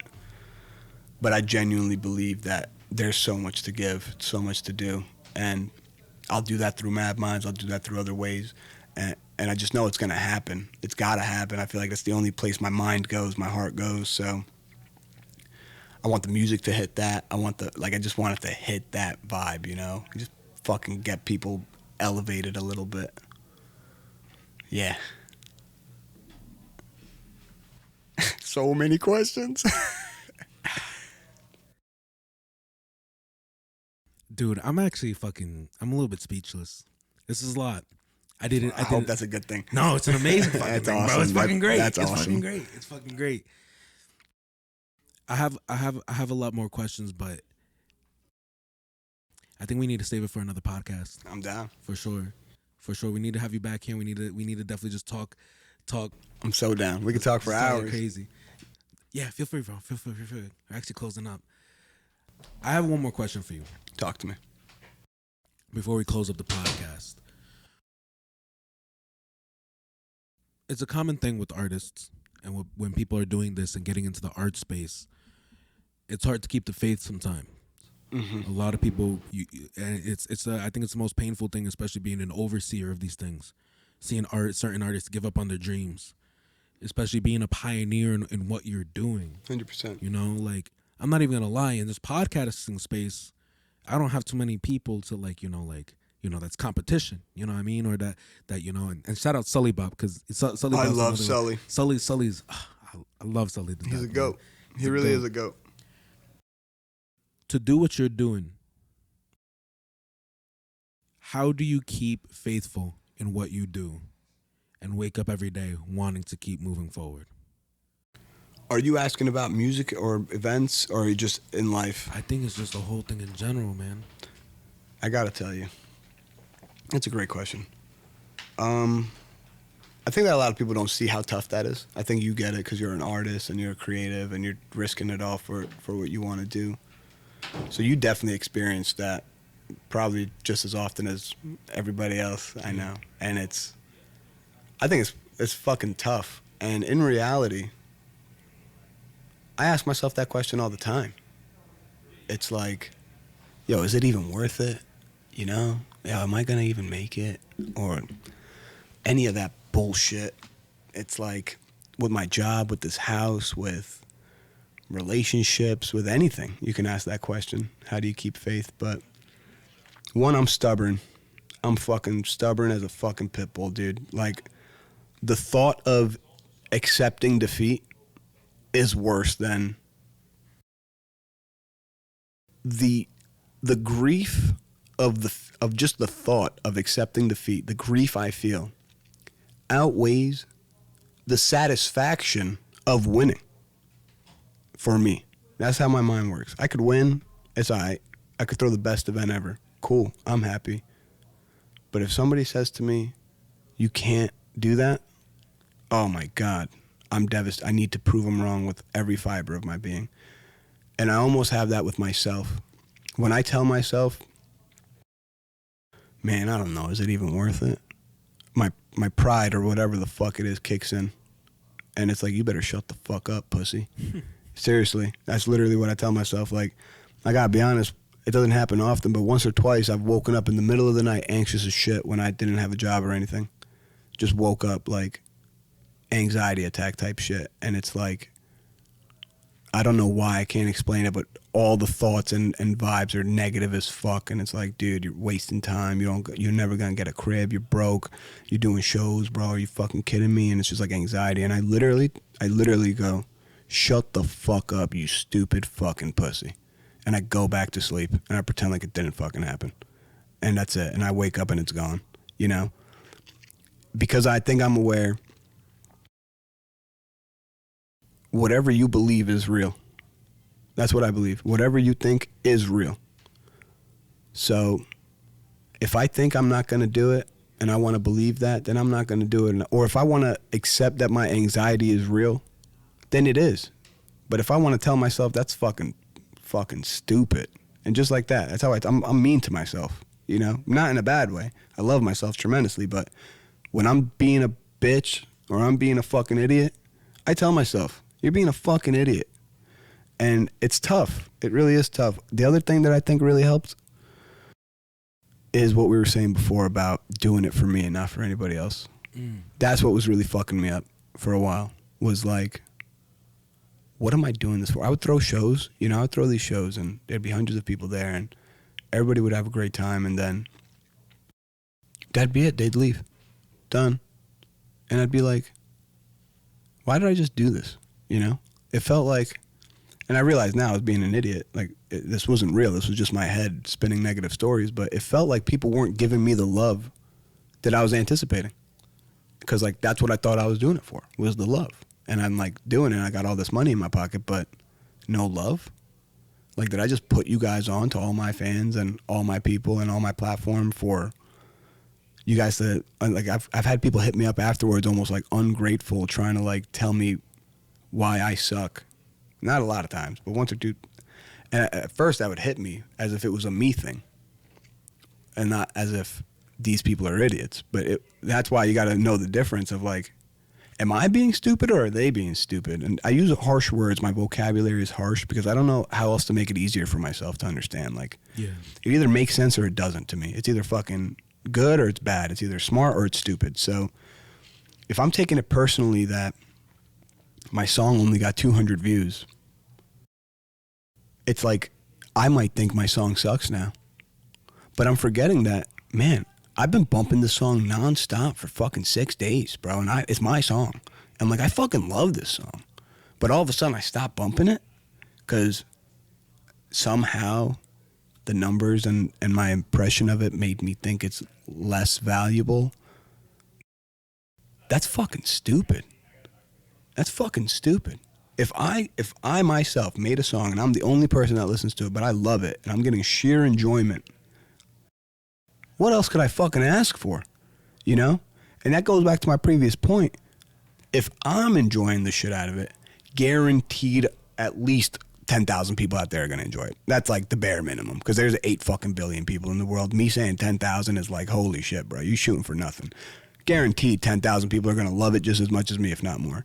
Like, the 200 people that saw it, they don't represent the world in any way, you know, or my lack of money. In your case, you're saying you haven't made a single dollar from this podcast. That does not represent the value that you're providing to your viewers in any way, because you might make a fan who's a millionaire and be like, this is the best podcast I've ever fucking heard in my life. Here's a donation. Great. You might say, hey, man, for my podcast to run, I could really use some donations. Guys, here's my fucking donation setup. Send me some bread, bro. I'm doing this shit because I fucking love it. Next thing you know, you got the 200 people that were only listening to your song. Each gave you $2. Man, you just made $400 this month. It's more money than you made all last 3 months. You get what I'm saying? Yeah, dude. But think about that. It's crazy. It all ties back in. It's so crazy. Like I was saying, it doesn't matter what the famous person thinks. It doesn't matter what the industry thinks. If you got 200 people that are following you and care about you and support you and want to see you win, you're relevant. You're good. If they gave you $10 a month, you got $2,000 a month. And that's kind of what my show was doing for me. You know, I had 200 people every time I throw a show that want to come support. They're willing to buy a ticket. They're willing to buy merch. They're willing to come support. Not because I'm fucking begging them to. Not because I'm some homeless guy on the street begging for money. But because I'm providing fucking value. And you're providing value. And people, by existing, innately have some value to provide. You know, and you might be in a job that you hate, feeling like you're not appreciated there. Maybe you're not. But maybe because they're not providing you value. And people take it upon themselves to take the pain for that. Like, oh, I suck at my job. Oh, I must be shitty. Oh my God, what am I going to do? Like, bro, dig inside your soul. There's nothing left. Once you got yourself and you know who you are and what you love and what you want to do with your life, and you really get some rock solid principles, I think that's really the key here, is the rock solid principles. The fragility of having faith or believing in yourself, those things disappear. Because you can't lose faith. If faith is a pillar, you can't lose it unless your foundation is shitty. If faith is a pillar and you have a solid foundation, that faith is never going anywhere. If self-belief, faith, whatever the fuck you want to put as your pillars, motivation, discipline, courage, if the foundation is fragile, all those things are gone. They don't mean shit. One person tells you you're ugly. Oh my God, I'll never get another girl. Oh my God. One person says your music sucks. Oh my God, I'm devastated. It means your foundation was fragile. You're fragile. We're all fragile. We really are, but we can go in there and fucking start digging that foundation deeper. Dig it deeper and deeper and deeper, and the deeper you get, the more you find yourself, the more you realize who you are, the more solid your foundation gets. You just fucking pour it on, baby. Just fucking pour it on. The deeper you dig, the more you pour it on, baby. And you're gonna fucking get that shit. That's like, it sounds conceited, and I hate that it sounds conceited, but I have the utmost faith in myself at all times. Like, I know at any moment, what I was telling you before about my family, my future, my legacy, my music, everything I say sounds like I'm conceited and arrogant, like as if I know for certain. But the reality is I do know for certain, you know? And whether it turns out exactly as I imagine or not doesn't matter. You know, and if it doesn't turn out the way I wanted, it's because I fucked up. And it's because I let my fragility and my weaknesses and my bad habits get the better of me. But I know deep inside, because I've dug deep enough, it's fucking Super Saiyan in there. And I've recognized that that's not just in me. That's in all people. There's a fucking Super Saiyan in there. And people don't dig. People don't want to go inside. They don't want to face that shit. They don't want to realize how fragile they are, how broken they are, you know? They'd rather think that everything around them is the problem, or maybe, whatever the fuck it is. But once you get a fucking rock solid, like, values, and you know what's right and what's wrong, and how the world kind of works, and how your brain is everything, and your perception is everything, and how you can shape the world to be whatever you want it to be. You know, two people could have the same exact situation. Me and you could have the same exact situation. Broke, no money, no car, no family members. And you might say, man, I got nothing left to lose, so I'm going to give it my all and get everything I never had. And I might say, man, I got nothing. Period. I got nothing. What good is it? We're the same fucking position. all that changed is our perspective of it, you know? And that's everything in everybody's life, in all walks. Like, you can meet any person in the world, it applies to them. Whatever they believe, that's what they see. I got a part in my album, a little interlude. It goes, if you're born in a burning house, you'll think that the whole world is burning. Don't die in a burning house. You know what I mean? Don't die in the burning house. Get the fuck out, dude. Only your house is on fire, okay? Maybe the whole block's on fire. Maybe everybody you know's house is on fire. Get out the neighborhood, bro. You know what I mean? Because it's not it. That's not where we're at. The world is whatever you make it.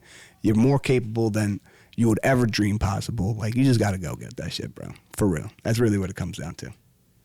That's what I think. Turk. My man. I respect the fuck out of you, man. Likewise, my brother. Thank you for coming on the podcast, bro. It was a pleasure, dude. Thank you for dropping all the knowledge. That's for you guys right there, all that knowledge, yo. This absolutely cannot be the last time we get together, bro. Nah, we'll definitely come back, bro. For sure. We got a lot to say, dude. Let the people know where they could find you. All right, guys, you guys can find me on all platforms at Turkish Royale. That's TURKISA. Yeah, he'll put it in the fucking shit right there. You know, Turkish Royale, SoundCloud, Spotify, YouTube, Apple Music, Instagram, Facebook. Man, you just Google Turkish Royale. I pull up, yo. You know what I'm saying? I'm right there. You're going to see a little picture of me and shit. I look pretty cute in it. You know what I'm saying? Shout out to my girl. She know that. Nah, but that's where you guys can find me. And if you guys want to keep up with the Mad Minds event, you local artists or anything like that, you know, I love you guys. Just follow my page. I'm about to be dropping some shit in about 2 weeks regarding the next date, venue, and lineup. And then after that, we got the album. The album is called Dream Theory for now. If it changes, I'll let you know. But the Dream Theory, baby, and basically encompasses everything we talked about today. How life is a dream and you could live lucid if you choose to. You know, don't die in a burning house. You could live lucid if I love that. Let's go, baby. I love that, dude. Let's go. And guys, y'all already know the business. Ayoo, Chill Podcast, Instagram, YouTube, TikTok, everywhere you find podcasts. Don't forget to subscribe to the YouTube channel because that will help me out a lot. But my boy Turk, let's get the fuck out of here, man. Yo, good luck, bro. Shit was fucking fire, bro. What a podcast, dude. Shit got deep.